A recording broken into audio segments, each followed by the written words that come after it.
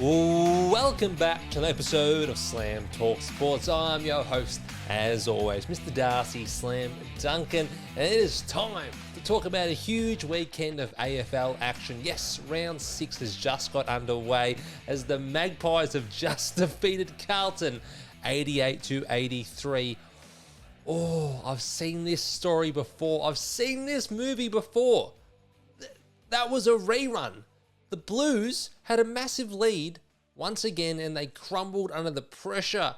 They couldn't finish off the contest, and the Pies behind that man once again in his 100th game, Nick Dacos, ultimately overran Carlton. It was like watching She's a Alibi come storming down the middle in the Doncaster Mile. They were irrepressible. It was Jamie Elliott kicking a few goals, but mainly it was Nick Dacos orchestrating another famous Magpie win. Oh, it wasn't a good contest. Let's just be serious. Let's be honest. It was not a good game of football, but I don't understand some of the things that Carlton did in the second half. They went away with what was working so well. They were changing the angles. They were getting the ball into the likes of Newman, into the likes of Florent. But then in that last quarter, with Ollie Hollands tagging Nick Dacos, the game just got ripped out of their grasp. In a space of 3 minutes, Collingwood kicked 3 goals. And from that point, mentally, I had no belief in Carlton. I just thought they're not going to be able to match Collingwood. They couldn't match motors when asked to rev up their engines in the last 15 minutes. It's the same old story with this Carlton outfit. Right now, it's 10:45 on Thursday. I'm watching Michael Voss take ownership for another loss, but I want to know what's going to change if I'm a Blues fan. We can't keep running this stuff back week on, week out. The same old stuff that lets us down. It's defensive issues, defensive errors, it's bad turnovers, it's poor kicking, it's just bad footy on a weekly basis. And the frustrating part for Carlton fans is you know you can play a half of football. That's the tough part. A lot of teams get blown out. They can't even match it for a half. You play good footy for a half. But the second half is the worst football in the competition. And it's been that way for 2 years. And if you can't figure it out, well, then Michael Voss has to go. I'm just sorry. On the Pie side of things, I still think you've got great worries. You've got players like Anderson that are becoming so influential in a result, and he's a second-game player. You've got Bro McCreary playing excellent, really well, but geez, there's not a lot of help besides him and Nick Dacos in this game. I don't think that Collingwood could have won this game without Anderson and McCreary and Oscar Steen. And these are players that are not in Collingwood's top 5 or 6 players on a routine basis. McCreary hopefully has taken them to the next level this year. But Steen and Anderson have only played a handful of games. That can't happen on a weekly basis, particularly against a bottom 6 club. And you can't just ask Nick Dacos to be Superman, to be Batman, to be someone who carries an entire side on his back every single week. It just won't work. You need more from Dan Houston. You need more from Josh Dacos. You obviously need Darcy Moore coming back into this side. But I personally don't feel Collingwood are a threat this year because of the way they use the football, because of the entries inside 50, and because of the lack of the forward talent. They just don't have it anymore. They had Myercheck. They had Cox. They're not world beaters, but they gave them structure. They gave them a focal point. Oscar Steen ain't kicking 2 every week. I'm sorry. Darcy Cameron, okay, he's okay in the ruck, but the Pies were getting smashed in the first half, so I'm just not sure who else is coming for the ride with Nick Dacos right now. A healthy Bo McCreary, I can count on you. Josh Dacos, you're pretty consistent, but besides that, I don't have a lot of confidence. Pies, you get the win, you beat your arch rivals, that's great, but I still think you need to have a broader view of where you sit long term. And to entertain to watch on the couch, I didn't go to the game for once. I thought I'll stay home, prepare for my Division 1 commentating debut for the EDFL on Saturday, Oak Park, taking on West Coburg. Make sure to check that out on EDFL. You can watch it on Streamer. You can listen to it on Northwest FM. But enough talking about myself. That was a great game, or a great last quarter of Thursday Night Football. Let's look at the big games for this weekend. Let's preview round 6. Let's get stuck into it.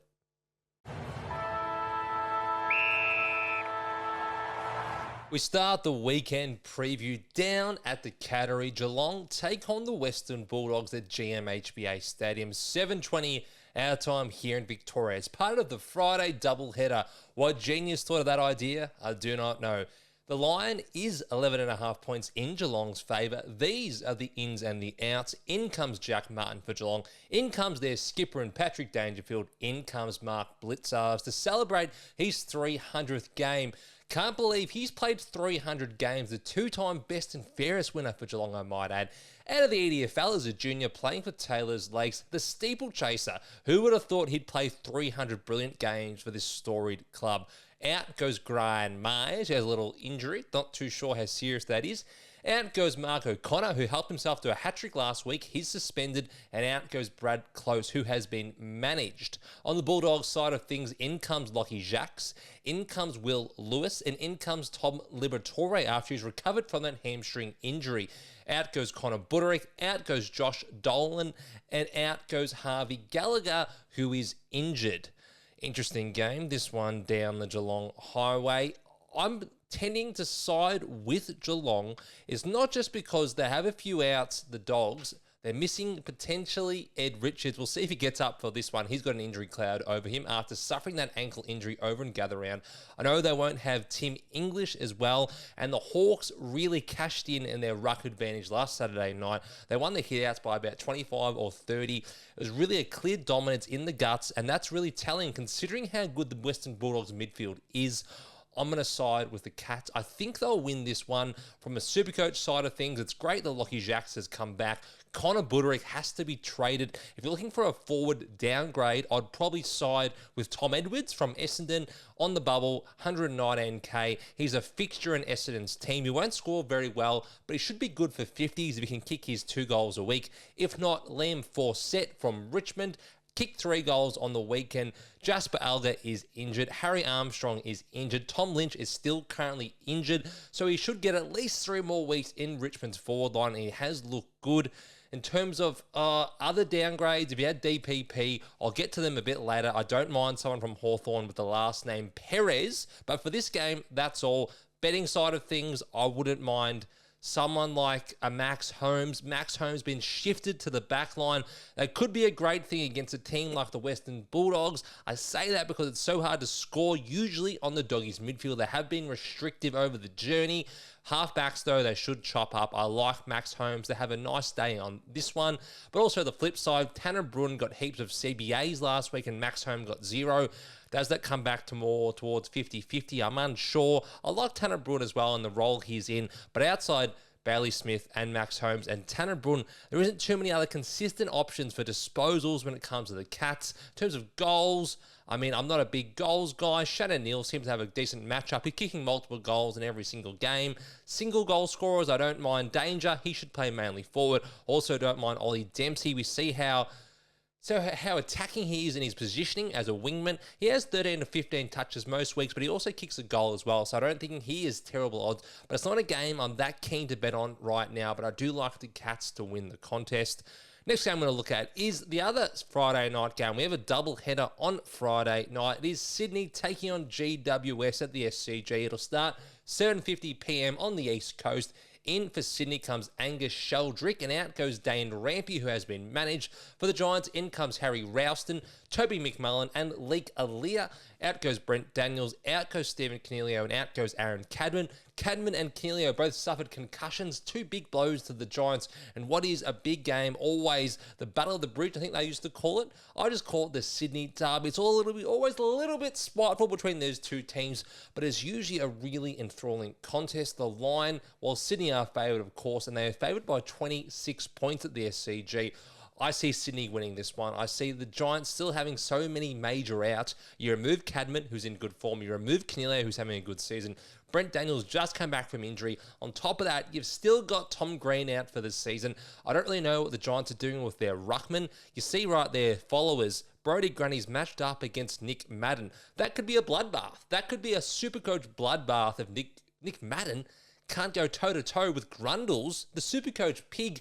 I expect a nice Grundy 150. I think you slap the VC on him. If you're not slapping on someone like Nick Dacos tonight, I think Grundy, who's only 20% owned, is still a great option in Supercoach. Again, looking for downgrade options, Oliver Hannaford sits right there. He's been named again. He scored really poorly on debut. Scored okay last week. Seems to have a nice, decent half-forward role for the Giants. I'm just not as enthralled with Oliver Hannaford as I am with Edwards, not because of the scoring potential, it's just the job security, which I like with Edwards, and Flynn Perez at 99k, who would be my number 2 trading option this week. I just like them a little bit more than Hannaford because I don't really know how well he's going to score and his job security. While Perez, job security isn't great, but he seems to be good for a 50 or 60. And at 99k, I prefer to just squeeze out that extra 20 grand. On the disposal side of things, well, you got to look out for what James Jordan's going to do in this game. He's the number 1 tagger for the Swans. He has limited so many good players this season. Had a bit of time on Noah Anderson last week, and he restricted him to a 70, and then his appendix exploded after that. What a tagger he must be, James Jordan. So I'm not too certain when it comes to the midfielders of GWS. I mean, Finn Callaghan is in tremendous form. I would imagine some attention has to go to Callaghan, but if you think he's good enough, he could easily have 25, 30 touches still.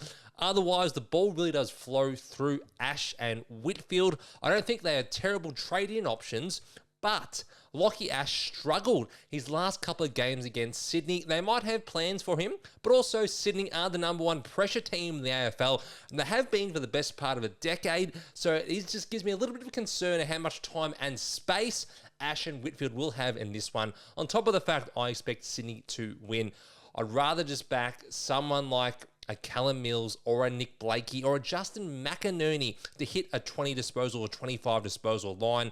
I think 20 is fine for someone like Nick Blakey and Callum Mills, particularly with Mills having a strong game and also getting injured in the first quarter of their win over the Gold Coast Suns. And Justin McInerney leads the league in score involvements. He's a very handy player. I think he's an under-the-radar Supercoach option and is a player you can rely on to have 20 to 25 touches most weeks, especially with Errol Goulden still missing from Sydney's side. Happy to tip the Swans. You know why? I'm going to give you tipping advice because I tipped 9 last week. Yes, this brain is finally working for the first time in 2026. I like the Cats. I like the Swans. Those are my first 2 tips for round 6. Let's move forward to Saturday afternoon football. We land on the Gold Coast to see the Suns take on the Bombers. For the Gold Coast, in comes Oscar Adams, in comes Jake Rogers, in comes Bailey the Bear Humphrey, and in comes Christian Petrarca. Oh yes, On Track is cooking up an absolute monster to drop on the Bombers Saturday afternoon. For the Essendon side of things, in comes Saad Al Hawley, and out goes Jackson Pryor, who has been managed. Sorry, for the Gold Coast outs, I forgot to mention them. Alex Davies has been omitted, Lachlan Goulburn has been omitted, Sam Closey has been omitted, and Noah Anderson had his appendix removed. Just like Joel Embiid, he'll not be playing for the next week. Hopefully they can get him back for Anzac Day next Saturday against Hawthorn in Tasmania, but that's no certainty right now. As I just mentioned, Essendon, in comes Saad Al Hawley, and out goes Jackson Pryor. The line for this game, what do you reckon it is? I reckon Essendon are probably 40-point outsiders. I'm going to go with 40, and it is 42 points. Not too bad, Slam. You must have bet before. The Gold Coast Suns, they're smarting from 2 straight losses. They were licking their wounds a little bit after losing to the D's and the Swans. I think they go out there, they send a message against Essendon, and they win by 40 to 50 points. As a Bombers fan, I love what I saw in Gather Round. Showed a little heart. They showed a little ticker for the first time in a long time, this Essendon side, but I don't think they'll be able to get close to the Gold Coast Suns. I think they will be a little bit outmatched in this one.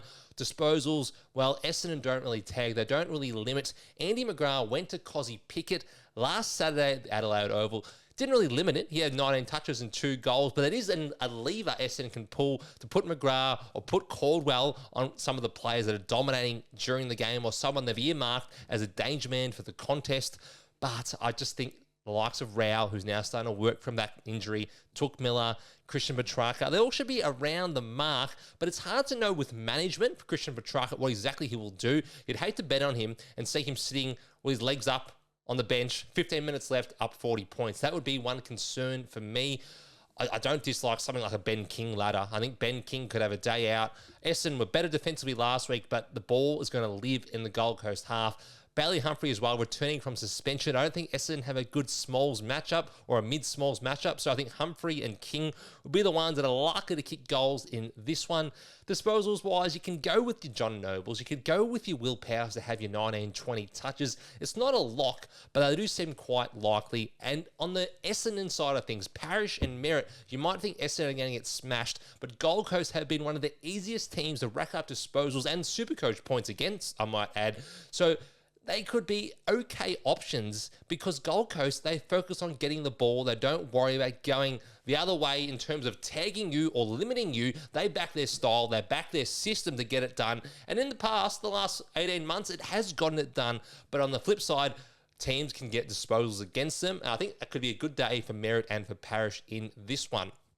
Move forward to Saturday afternoon. There are plenty of games this Saturday. Now, in between this game, you might hear me calling a game of EDFL football. Oh, West Coburg against Oak Park. It is EDFL. Nelson Alexander, match of the day. Will be an absolute delight to call that one with some great people. I say that because the commentary teams are moving around now. The magnets are being thrown. I know I'm calling definitely with the great Nathan Faulkner. Beyond that, I'm not too sure who else will be by my side when I head down to Oak Park, but it will be a tremendous day. I'm looking forward to that one. But after that's done, there's going to be a game over at Marvel Stadium at 4:15. Hawthorn take on Port Adelaide. Now, the line for this one, Hawks Port, I like to guess it live on air. I think Hawks by 43 points would be my line. It is 41 points. Slam is bang on today. It's the first for everything, I guess. The ins and the outs for the Hawks. In comes Culture Deer. In comes William McCabe for his debut. Out goes Jack Gunston, and out goes Marbiel Chol. Gunston has been managed, and Marbiel Chol did suffer a hamstring injury over in Adelaide very early on in that game against the Western Bulldogs. On the Port Adelaide side of things, in comes Christian Moraes, and in comes Dante Vincentini. Out goes Jack Lukosius, who will make 6 to 8 weeks with an injury, and out goes Jack Watkins, who has been omitted because he couldn't get a touch, and he's in my Supercoach team. Great work, Slam, as always. I think Hawks will be far too good in this one. They are probably the number one in my power rankings right now, Hawthorn. They've beaten just about everyone that's come before them. I know they lost the opening round against the Giants, but it's probably the most irrelevant game of the season. It is. It's so long ago. It was away over in Western Sydney. I don't hold too much weight towards that result, especially seeing Hawthorn beat Sydney a couple of weeks later. I know Sydney didn't have Isaac Heaney. I know Sydney didn't have Errol Gould. That's fair. Isaac Heaney might be the best player in the competition right now, but Hawthorn have been the teams that have been put in front of them, including the Swans, including the Cats, including the Dogs. So they are right now number one of my power rankings. Bets for this game. Well, there's a couple of Hawks players I don't mind. I really like what they're doing right now. Number one is Connor McDonald. Connor McDonald, to get that name out correctly. As my friend Marcus called him a couple of years ago, Connor Butters. He is the successor, the heir apparent to Zach Butters. And now you look at the stats, it's probably going in Connor McDonald's favour, unfortunately. 20-ish touches a week, a goal or two. I like him between disposals in this one because he's that high half-forward type that runs straight up into the stoppage if there is a repeat stoppage. Yes, he gets his centre ball-up attendances, but he is a half-forward that's so crafty and so creative in the way he finds space for himself that I do like him to have 20-plus touches most weeks. Also, Nick Watson, he's just in great form. I think you could take him for a couple of goals around. I know he's going to get attention, but I also know they can't do anything to stop this guy. He's too quick. He's too rapid. He just finds space and he finishes from the most impossible angles on such a regular basis. I like Nick Watson for a couple of goals. Otherwise, it's hard to pick disposals. I mean, Jai Newcomb is a superstar. No one should go near him. So no one should go Newcomb him. No one should go near Jai Newcomb. It might be William Drew to put some attention into him, but I still do like Newcomb to go about his business. And then you've got your Battles and your Sicilies to have, your sort of 15 to 20 disposal days under the lid at Marvel. I could see that happening quite easily, but they're by no means locks for me. I could see it really be a dominant forward half game for the Hawks, and someone like a Deer or a Lewis kicks a couple of goals. But with Gunston out, I do see Nick Watson as a focal point in this one. I would like him to kick 2 or 3 goals in this contest, and Connor McDonald would be my number one disposal bet. And Hawthorn don't really tag, but they're the number 2 clearance side right now. Despite not having Will Day, they've been so good in the middle, which is why I'm hesitant and reticent to back any Port Adelaide disposal lines right now. Todd Marshall, he's playing. Is he playing forward? Is he playing back? If he's playing back, we might think about it. If he's playing forward, it would be a disaster for any sort of bet or multi. So I'm happy to stay away right now. The Hawks should win this game. Let's go forward to the next game of the round. It is Saturday night at the Adelaide Oval. In for the Crows is Luke Pedlar, Charlie Edwards, Hugh Bond, and Jordan Butts. Out goes Mitchell Hinge, out goes Jake Saligo, out goes James Ball-Lace, and tragically, Jordan Dawson will miss due to personal reason. His brother unfortunately passed away yesterday. Terrible news for the football community, horrific news for the Dawson family. Our deepest condolences here at Slam Talk Sports to everyone as part of the Adelaide Football Club and to Jordan Dawson and his family personally. Cannot imagine the horrific nature of what you're going through. It's impossible for me to even understand how much loss and sorrow you're currently experiencing, but our condolences and all our thoughts and prayers are with the Dawson family. Out, as I mentioned, Hinge, Saligo, Dawson, and Ball-Lace. For the St Kilda side of things, in comes Liam Stocker, and out goes Alex Taru, who has been managed. I think the Crows should be too strong in this one, but obviously losing a player of Jordan Dawson's caliber does change things ever so slightly. Traditionally been a good matchup for the Crows. They've played pretty well at home. I know they dropped 4 in a row over the last 12 months, but I do see them getting back to winning ways in this one. Nasiah Wanganeen-Miller is a watch. He put up a little bit proppy on the training track today, but I do think he'll be able to get up for this one. It's very rare that he would miss any sort of match, particularly a game over in his home state of South Australia. Supercoach side of things, well, we've got two players that really do interest us here. It is Josh Rochelle and it is Isaac Rankin. Rochelle, 425,000. Rankin similarly priced. Do we see a bump in CBAs due to Jordan Dawson's absence this week? Do we see Rankin get just more involved in the midfield mix? I'm unsure.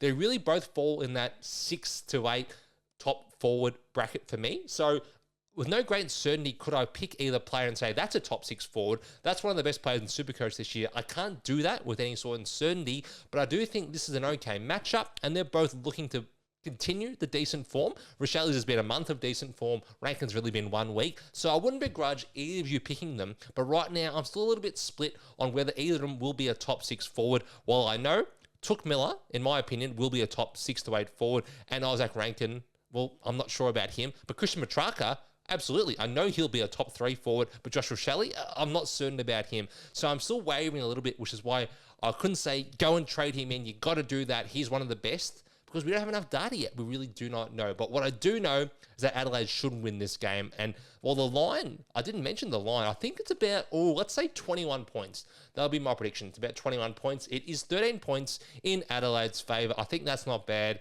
Shouldn't be too wet over there. We've got the worst weather ever for gather round. But we have beautiful weather, hopefully this weekend in South Australia and in Victoria. Tipping the Crows to win this contest. Let's go forward to Sunday. What do they call it on Fox Footy? The Sunday Ticket. Well, the first game of this weekend's Sunday Ticket is North Melbourne hosting Richmond, 110 at Marvel Stadium. The line for that one is 27.5 points in North Melbourne's favour. These are your ins and your outs. In comes Jacob Constanti. I can't stand him because he didn't kick a goal or even a behind against Brisbane last year in Tassie, and it cost me $600. But hey, I'm not thinking about it. I haven't thought about it once since then. In comes Jacob Constanti. In comes Toby Pink.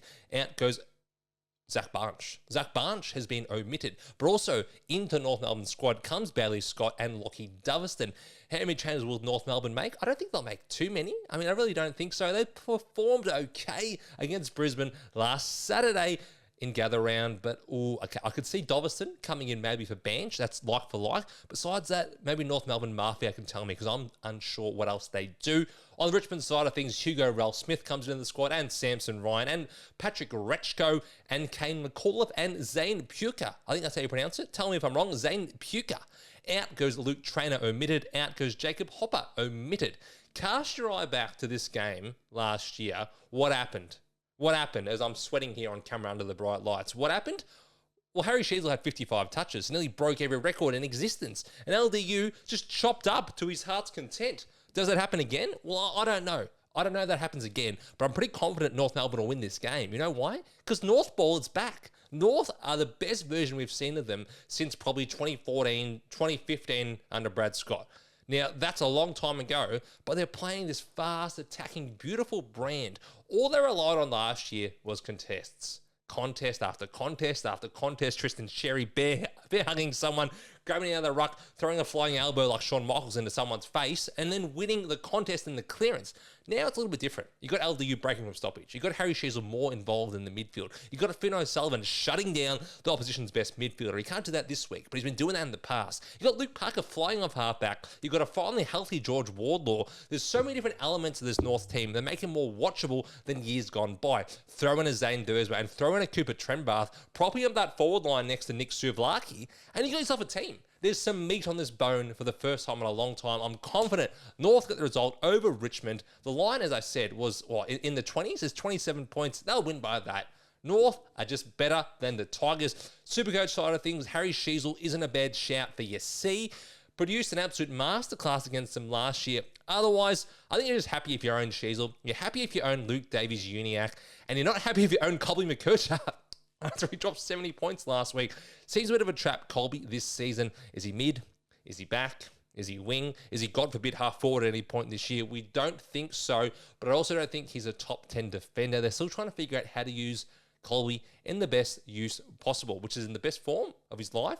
I don't think that. I don't think he's in great form. I don't think he's benefited from having an early season injury as well, but hopefully he can work into the season, work into the year. He could have 25 touches still. It could be a decent betting proposition, but from Supercoach, I'm still not sold. He is one of the top echelon players in his position. North will win this game. Goals-wise, I mean, Nick Larkey, he's probably due for a big one. If not, Cooper Trenbarth seems to kick 2 to 3 every single week. So does Zane Dursma. He seems to kick 1 or 2 every single week. I don't mind those players because Richmond might bleed some points here. I'm just not sold on the Tigers. I think they're a little bit below Essendon, who were the worst team in the comp, if not 7 days ago. So I think it could be a couple of days out for the North Melbourne forwards in this one. And I like their midfielders. I like Sheezel. And I like LDU. The halfbacks could go okay, but I also see the game being played more in North Melbourne's forward half, which doesn't lead me to think it's going to be big days for Caleb Daniel or Luke Parker. Let's go forward to the next game on Sunday. It is Brisbane taking on Melbourne. The line for this one over in the Gab. Oh, it's at the MCG. Sorry, it's at the MCG. 3:15 on Sunday. I beg your pardon. The line is 22.5 points in Brisbane's favour. These are your ins for Melbourne's extended squad: Luca Kenfield, Jack Henderson, Max Heath, Matthew Jefferson, Xavier Taylor, and Bailey Laurie. Out goes Jake Melksham, who suffered a 4-week ankle injury. Tom McDonald has been omitted after his 250th game a couple of weeks ago, and Christian Salem, is also injured. He'll miss a couple of weeks as well. A few big injuries there for the Ds. We know how important Melksham and Salem have been for this squad. On the Brisbane Lions side of things, in comes Noah Answorth, in comes Zane Zakostowski to their extended squad, in comes James Tunstall, and in comes Shadow Brain. I think it's likely to just be Answorth for Zorko, just one straight swap, considering he can play halfback, and you've got so many good halfback options already at the Brisbane Lions. You've got Kidden Coleman, you've got Jasper Fletcher, you've got Darcy Wilmot. They can cover his absence easily, despite the fact he's one of their best players. As I mentioned for Melbourne, we have confirmed that Xavier Taylor will come in, one of their top picks from last year's draft. He should be a straight swap for Christian Salem, and he could be an okay Supercoach proposition. Let's just give him a couple of weeks to find his feet. I think Brisbane will be too strong in this contest, even though it's at the MCG. Could be a nice little ruck advantage for Max Gawn here up against Darcy Ford and Sam Draper. We know Gawny is just working his way. He's had a couple of big scores. Wasn't as big against the Bombers, but it still was a nice 130. He's a decent C option. So is Harry Sheezel. So I'd recommend going your VC on a Dacos, if you didn't do it already, on a Bont, on a Grundy, and then looking to what you can do on the Sunday with the likes of a Sheezel or with the likes of a Max Gawn. They're two very good options. Disposals, well, you think that Colton Tholstrup will go to Lachie Neale or Will Ashcroft. Will Ashcroft got tagged last week by Jai Simpkin, if you can believe it or not, with Finn O'Sullivan still injured. So I think Lachie Neale could do all right. I think Will Ashcroft do all right. I think McCulloch should do all right. But you also don't know which one of them will be tagged. One of these prime all-Australian midfielders, well, Ashcroft isn't, could be tagged this weekend, which is why I like a little bit more clarity before I dip into it. But there's one thing we know for certain, that is Dane Zorko isn't playing, so I like Kaden Coleman with a little bit of a boost, and I like Jasper Fletcher as well. Last year, it was mainly Fletcher and Zorko on the kick-ins, or being the first received player. With no Dane Zorko, I think that Fletcher could benefit on Sunday and get a couple extra touches. Also, Darcy Wilmot, he's a great player, but he's not a high possession player, so he's more for your 16 to 17 touches with a lot of intercept possessions. But I just think Fletcher and Coleman could be the two that really benefit in this matchup. You can go and pick some Melbourne midfielders to score well or get a lot of touches, but the issue is Brisbane are clearly the best clearance team. They're clearly one of the best contested teams, so it's going to be hard to score. It's going to be hard to score and get a lot of disposals in the contested elements of this game. So I'm probably going to stay away from the Melbourne midfielders and focus on those Brisbane halfbacks. I think Melbourne's defence has improved this season. I don't know if you want to go and pick Oscar Allen to kick another bag, or Charlie Cameron, or even someone like a Cam Rayner to get involved in the goals. It has always been hard to predict what Brisbane do in their forward half. It's such an even spread of their goal kickers. So I'd probably rather just stick with their halfbacks in this one. I think Brisbane will win this game. One more game for the round. We head over to Perth for the Western Derby. Derby, I know what they say over there, but it is Fremantle taking on the West Coast Eagles. Fremantle are the clear favourites in this one. 5:10 our time here on the East Coast for this contest. Fremantle favoured by 44 points. Is that a surprise? Probably not. Freo are one of the form teams in the competition. They've just won back-to-back games at Adelaide Oval. They now head home to take on West Coast, a team they have dominated over the last couple of seasons. Now, West Coast had dominated this matchup, but that was in the Jeremy McGovern days. Very, very different now. These are the ins and the outs to the extended squad for Sunday. In comes Matt Flynn. In comes Ryan Marrick. In comes Jamie Cripps. In comes Milan Murdoch, the number one trade option and super coach for this round. And in comes Elliot Yeo. Out goes Devon Robertson, who has suffered an ACL injury. And out goes Jack Graham. In for Fremantle comes Hayden Young, who hasn't played since round one, and that hamstring strain he suffered against Geelong. In comes Mason Cox for his club debut. In comes Nathan O'Driscoll. In comes Brandon Walker. And in comes Michael Frederick for his first game of the season. Out goes Jager O'Meara, and out goes Sean Darcy, who suffered a concussion over in Gatherround against the Magpies. I think Freo will be far too strong in this contest. You add the fact that Hayden Young comes into their team, one of their most dynamic and damaging ball users. I just think their depth, particularly in the midfield, will be too much for West Coast to overcome. And I say that because they've lost the likes of Devon Robertson, who had been such a handy inclusion for them this season, and Jack Graham, one of the senior players I looked to pick up from Richmond only a year ago. Who would I target? I'd probably target Sarong. I think Sarong could have a day out against West Coast. They don't tag. They're trying to teach their players to play the right way, which is why Sarong could really benefit from this soft matchup. And it's why you picked him if you're a Caleb Sarong owner. Otherwise, there's a couple of players on the West Coast side of things I really don't hate because they've been given more of an opportunity. You look at Harley Reid, you look at Milan Murdoch, he's trying to find what his time on ground is likely to be. He didn't have any CBAs when he played early in the season, but he was still having around those 20 touches with high tackle numbers as well. He could benefit, but I'd probably want to wait and see 1 week. I'd be looking to more at a Harley Reid, even like a Josh Lindsay. He's been looking pretty good, pretty safe for 15 touches. So is Willem Dersma. It's almost about how badly do you think Freo will beat West Coast in this game, because if you think it's somewhat competitive, even if it's 6 goals, these guys will hit their marks. But if it was an 80 to 100 point blowout like we saw against the Swans a couple of weeks ago, that's going to be very, very hard for any West Coast player to hit their over disposals line. If you still don't have a captain in place, comes Sunday night, and then Caleb Sarong and Luke Jackson could absolutely dominate in this one. Luke Jackson, touches-wise, should be good for 15. Probably no value associated with 15 disposals, but he could have an absolute day out against Bailey J. Williams in the ruck. He's one of the top trade-in options for Supercoach this week, and I think he'll absolutely dominate and potentially pick up the showdown, pick up the Western Derby medal. What is it, the Glendenning medal? The Glendenning medal, I think, has a good chance to win that on Sunday night. That's it for the weekend preview. All 8 games previewed, 1 big game recapped.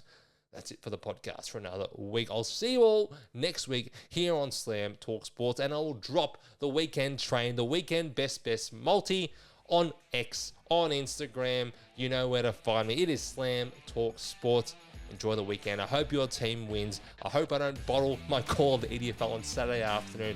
And most importantly, the Bombers finally won. Go Bombers. Let's make it 2 in a row. What have the Suns done? They've never won a flag. We've got 16.